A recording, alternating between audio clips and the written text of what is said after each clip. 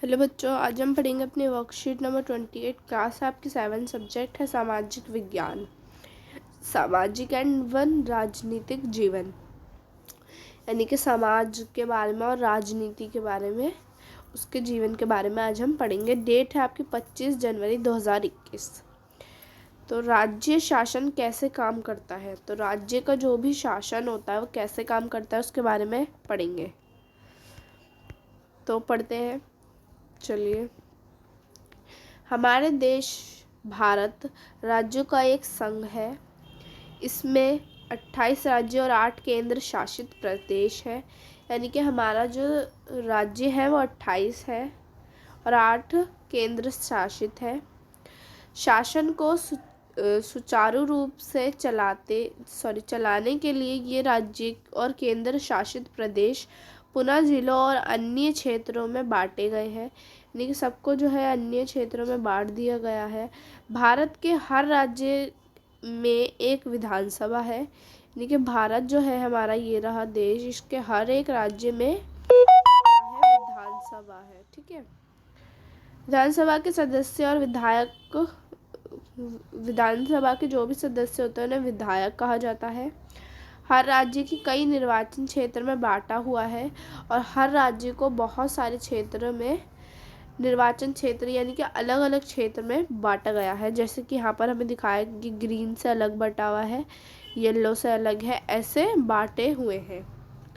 निर्वाचन क्षेत्र से जनता एक प्रतिनिधि चुनती है, यानी कि हर क्षेत्र में चुनाव होते हैं जिससे वो अपने लिए एक प्रतिनिधि चुनती है। सार्वभौमिक व्यवसाय मताधिकार द्वारा यानी कि वोट डालकर, ठीक है, मत यानी कि वोट का अधिकार होता है सब पर, उसके द्वारा वो अपनी प्रतिनिधि चुनती है। जो विधानसभा सदस्य यानी विधायक MLA बन जाता है, जो भी विधायक बनता है, इस प्रकार से हम कह सकते हैं कि विधायक जनता का प्रतिनिधि करते हैं, यानी कि फिर हम कह सकते हैं जो विधायक होते हैं वो जनता का प्रतिनिधि करते हैं, यानी कि जनता जैसा चाहती है उसके हिसाब से काम करना, उसके लाभ करवाना, ये काम वो करते हैं। ठीक है।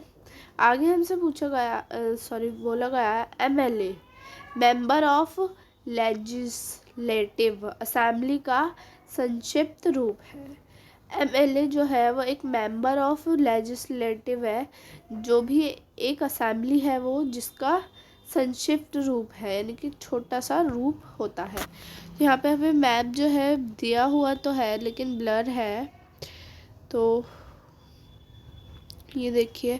फिर हमें यहाँ पे दिखाया शासन के 3 स्तर। शासन के जो है 3 स्तर होते हैं। सबसे पहले होते हैं केंद्र, राज्य, स्थानीय। एक केंद्र जगह पूरी कोई भी राज्य और फिर उसका स्थान, ठीक है। ये 3 स्तर पर शासन होती है। आगे पढ़ते हैं। आपने ध्यान दिया होगा कि चुनाव में लोग अलग अलग पार्टियों के नाम से खड़े होते हैं, यानी कि सब अपने अपनी जो पार्टी है उसका अलग अलग नाम रखते हैं, इसलिए ये विधायक अलग अलग राजनीतिक दलों के होते हैं।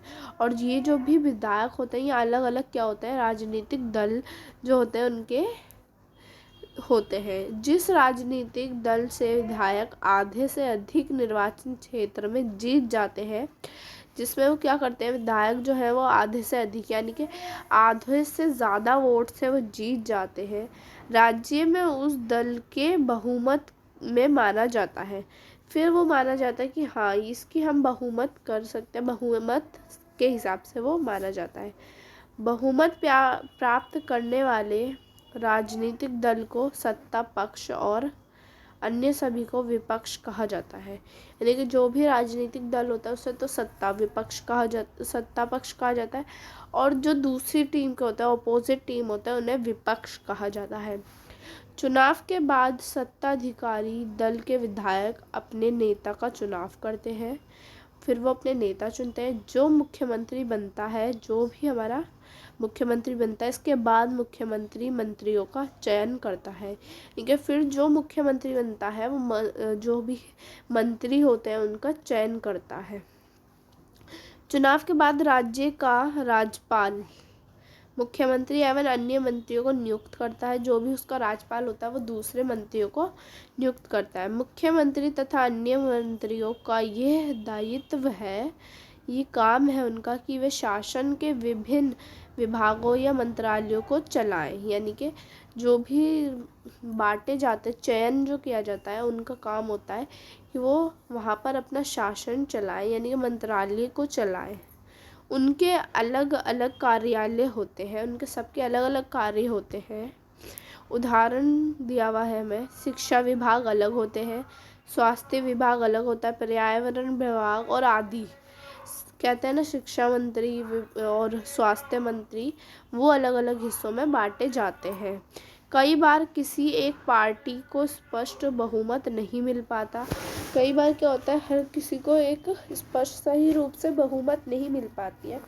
तब सत्ताधिकारी दल किसी एक पार्टी का न होकर कई पार्टियों से मिलकर बनता है। फिर वो किसी एक पार्टी का नहीं होता, वो अलग अलग पार्टियों से मिलकर बनता है। जब दो या दो से अधिक दल आपस में मिलकर सरकार बनाते हैं, जब वो सरकार बनाते हैं तो ऐसी सरकार को गठबंधन सरकार कहते हैं, कि उन्होंने गठबंधन कर लिया। ठीक है, अब देखो यहाँ पर हमें गतिविधि दी है, एक यानी कि एक्टिविटी दी है।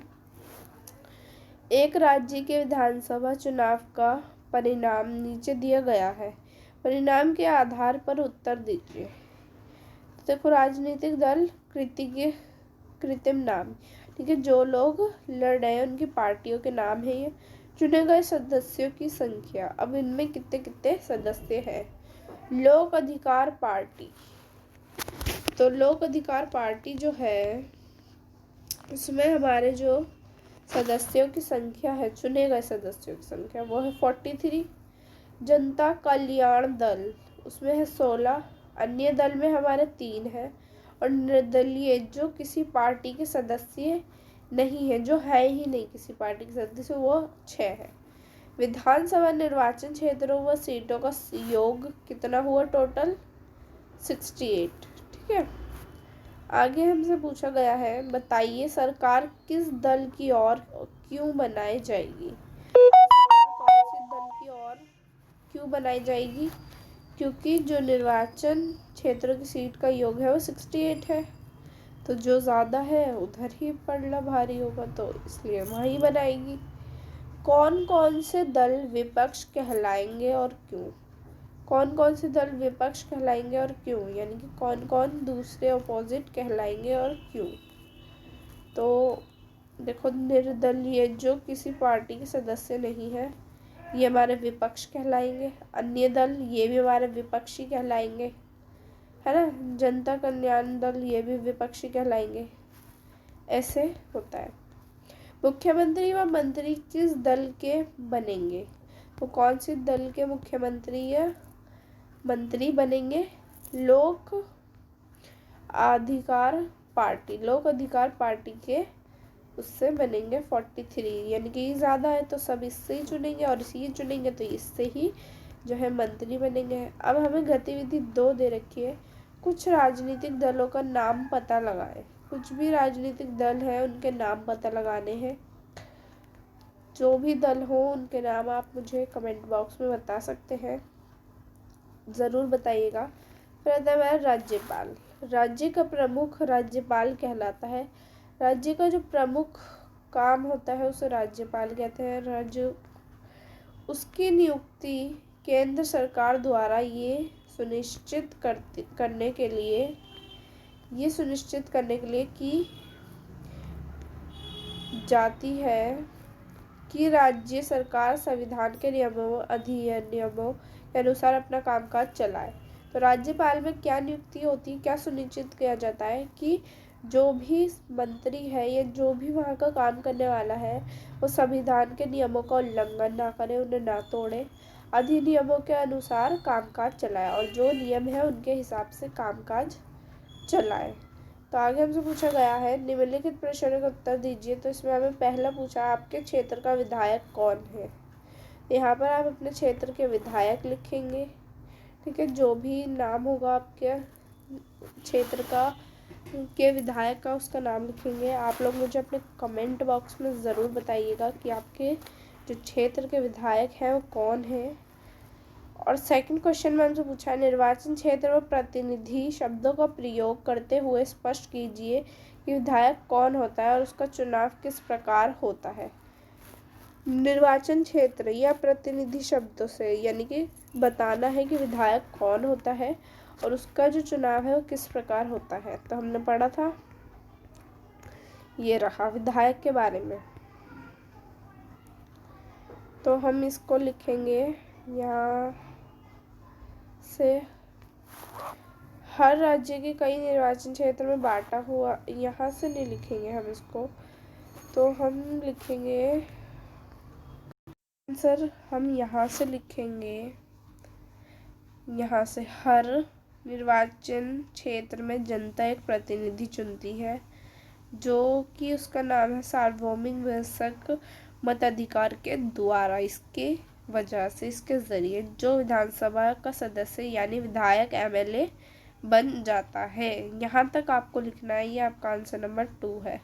देखो इसमें ही हमने बता दिया कि कैसे चुनाव होता है, सार्वभौमिक वयस्क के द्वारा, और उसे क्या कहते हैं, विधायक कहते हैं। तो ये हमने बता दिया, ठीक है। यह आपका आंसर नंबर 2 कंप्लीट हो गया। मैं आपको याद दिला दूं कि आपके क्षेत्र में जो भी विधायक है उसका क्या नाम है, आप मुझे ज़रूर बताइएगा कमेंट बॉक्स में। तो आपको मेरी वीडियो पसंद आई हो तो प्लीज़ लाइक कीजिएगा और चैनल को सब्सक्राइब कीजिए। Thanks for watching my video.